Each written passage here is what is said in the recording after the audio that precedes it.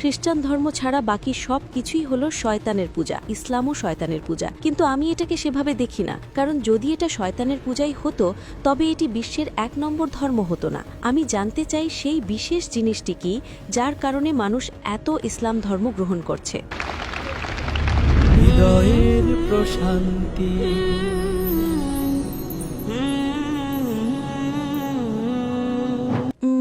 শুভ সন্ধ্যা doctor, আমার নাম রেভা এবং আমি একজন মনোবিজ্ঞানের ছাত্রী।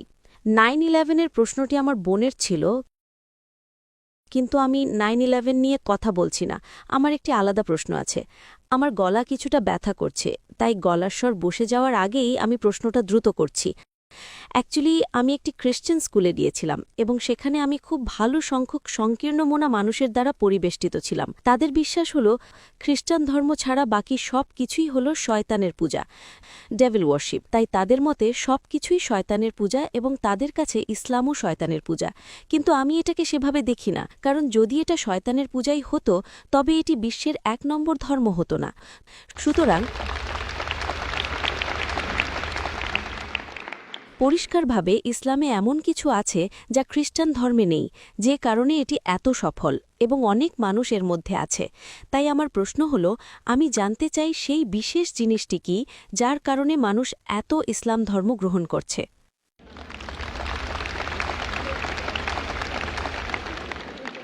বোন প্রশ্ন করলেন যে তিনি একটি খ্রিস্টান স্কুলে গিয়েছিলেন এবং তিনি খ্রিস্টানদের দ্বারা পরিবেষ্টিত ছিলেন, যাদের তিনি সংকীর্ণ মনা বলছেন। এখানে আপনি উদার মনা মানুষদের দ্বারা পরিবেষ্টিত, মাশাআল্লাহ। তো তিনি বললেন যে খ্রিস্টান ধর্ম বলে খ্রিস্টান ধর্ম ছাড়া বাকি সবকিছু শয়তানের পূজা, কিন্তু তিনি বলছেন যে ইসলাম দ্রুত বর্ধনশীল ধর্ম যার অনুসারী সর্বাধিক। তাহলে সেই ভেতরের বিষয়টা কি যার প্রতি মানুষ অনুপ্রাণিত হচ্ছে? বোন, আমি এই দাওয়ার ধর্মপ্রচারের কাজে ২০ বছরেরও বেশি সময় ধরে আছি। ২০ বছরেরও বেশি সময় ধরে আমি এই দাওয়ার ময়দানে আছি এবং আমি অনেক মানুষের সাথে দেখা করেছি যারা খ্রিস্টান ধর্ম, হিন্দু ধর্ম, বৌদ্ধ ধর্ম, শিখ ধর্ম থেকে ইসলামে ফিরে এসেছে এবং প্রত্যেকেই ভিন্ন ভিন্ন জিনিস দ্বারা অনুপ্রাণিত হয়েছে। কিন্তু আমার জরিপে যারা ইসলাম গ্রহণ করেছে তাদের মধ্যে সবচেয়ে সাধারণ কারণটি হলো এক ঈশ্বরের প্রতি বিশ্বাস, একেশ্বরবাদ।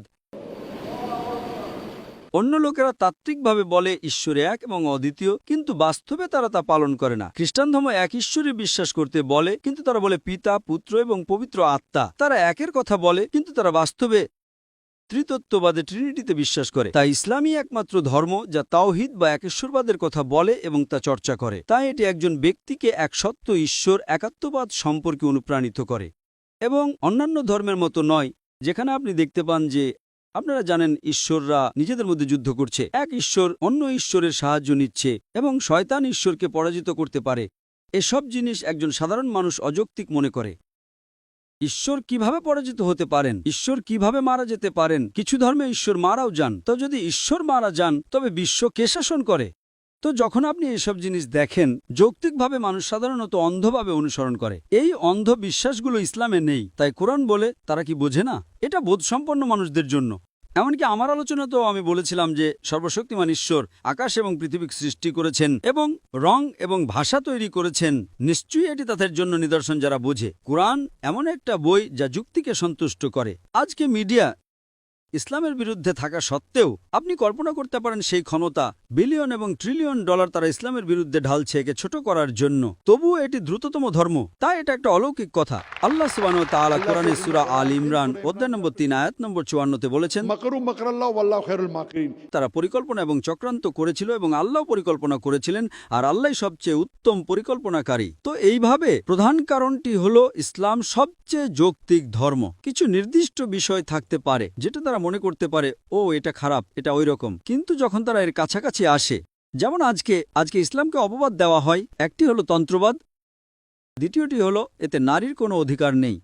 যদি ইসলামে নারীর কোনো অধিকার না থাকে, তবে আজকে যেসব আমেরিকানরা ইসলাম গ্রহণ করছে তাদের ২/৩ হলো নারী। কেন আমেরিকান নারীরা ইসলাম গ্রহণ করছে? যেসব ইউরোপীয়রা ইসলাম গ্রহণ করছে তাদের ২/৩ নারী। যদি ইসলাম এমন একটা ধর্ম হয় যা নারীদের অধিকার দেয় না, তবে কে ইউরোপীয় এবং আমেরিকান নারীদের ইসলাম গ্রহণ করতে বাধ্য করছে? কারণ তারা নিরাপত্তা খুঁজে পায়। তারা বিশ্বে ঘুরেছে এবং দেখেছে উদারীকরণ এবং আধুনিকীকরণ নিয়ে কথা বলে তারা বুঝতে পারে প্রকৃত শান্তি ইসলামের ধর্মে। তো যখন তারা সত্যি চর্চা করে, কিছু মানুষ সত্যি অনুপ্রাণিত হতে পারে, ঠিক আছে হিজাব আছে তাই ইসলাম গ্রহণ করে, কিছু মানুষ শুধু আজান শুনে এবং তার ইসলাম গ্রহণ করে। তো মানুষের ভিন্ন ভিন্ন বিষয় থাকে, কিন্তু মূল বিষয় প্রধান কারণটি হলো তাওহীদ। তাই তারা যা কিছুতে অনুপ্রাণিত হোক না কেন, একবার যখন তারা তাওহীদে আসে, এক ঈশ্বরের প্রতি বিশ্বাস, তিনিই আমাদের স্রষ্টা, তিনিই আমাদের পালনকর্তা, তিনিই আমাদের লালনকর্তা, যেটা ছিল আমার আজকের আলোচনার মূল বিষয়, তখন এবং এই মানুষগুলো যারা ইসলাম গ্রহণ করে তারা মুসলিম পরিবারে জন্ম নেওয়া মানুষদের চেয়েও বেশি ধার্মিক হয়ে ওঠে।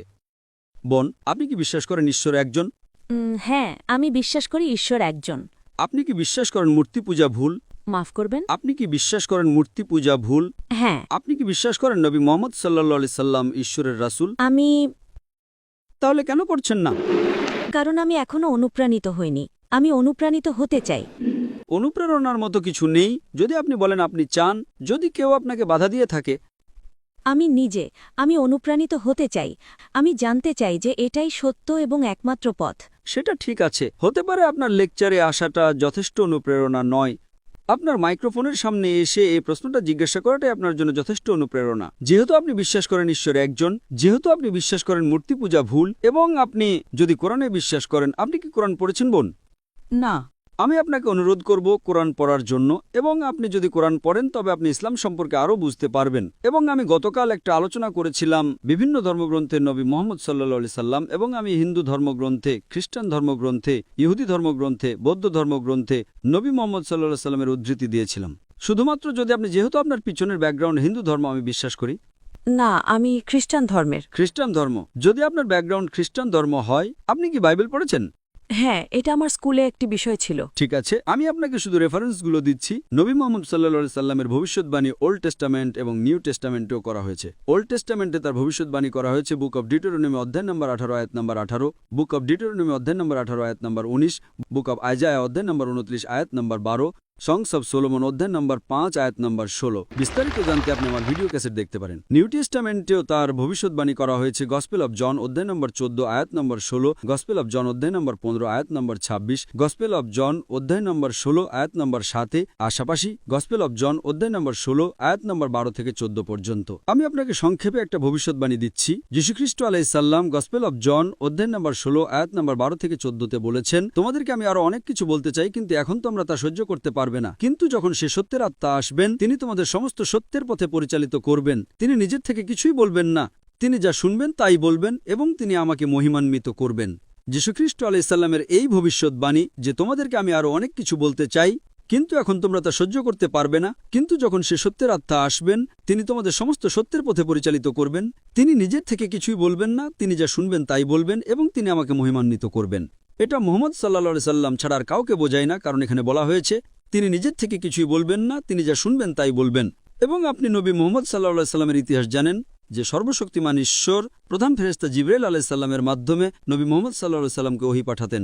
তিনি যা পেতেন তা হুবহু রিপিট করতেন, এবং তিনি আমাকে মহিমান্বিত করবেন। আপনি যদি দেখেন ঈশ্বরের কোনো দূত, কোনো ব্যক্তি যিনি নিজেকে নবী বলে দাবি করেছেন, তিনি নবী মুহাম্মদ সাল্লাল্লাহু আলাইহি সাল্লাম ছাড়া আর কেউ নবী যিশুকে মহিমান্বিত করেননি। তাই বাইবেলে উল্লেখ আছে যে এই মানুষটা আসবেন, তিনি আমাকে মহিমান্বিত করবেন।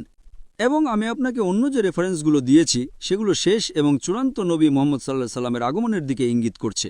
এবং এমনকি কোরআনও এটা বলে। এটা কোরআনের সূরা আস-সাফ অধ্যায় নম্বর 6 আয়াত নম্বর 6 উল্লেখ আছে যে যীশুখ্রিস্ট আলাইহিস সালাম বনি ইসরাইল অর্থাৎ ইসরায়েলের লোকেদের বা ইহুদিদের কাছে একটা রাসূল হিসেবে প্রেরিত হয়েছিলেন, এবং তিনি বলেছিলেন, আমি তোমাদের একটা রাসূলের সুসংবাদ দিচ্ছি যিনি আসবেন, যার নাম হবে আহমদ। এবং আহমদ হল নবী মুহাম্মদ সাল্লাল্লাহু আলাইহি সাল্লামের দ্বিতীয় নাম। নবী মুহাম্মদ সাল্লাল্লাহু আলাইহি সাল্লামের ভবিষ্যৎবাণী শুধুমাত্র বাইবেলের ওল্ড টেস্টামেন্ট এবং নিউ টেস্টামেন্টে নেই, এমনকি বেদে, পুরাণে, হিন্দু ধর্মগ্রন্থে, পার্সি ধর্মগ্রন্থে, বৌদ্ধ ধর্মগ্রন্থেও তার ভবিষ্যৎবাণী করা হয়েছে। যেমনটি আমি আগেও বলছিলাম যে যদিও ধর্মগ্রন্থগুলো পরিবর্তন করা হয়েছে, যদিও ধর্মগ্রন্থগুলো বিকৃত করা হয়েছে, তবুও সেই ধর্মগ্রন্থের আয়াতগুলোতে এক ঈশ্বরের বা তৌহিদের এবং নবী মুহাম্মদের শেষ ও চূড়ান্ত রাসূল হওয়ার অবশিষ্টাংশ রয়ে গেছে। এখন ডাক্তার, যেহেতু আমি আসলে কখনো কোরআন পড়িনি, আমি কি বিনীতভাবে পবিত্র কোরআনের একটি অনুবাদ কপি চাইতে পারি?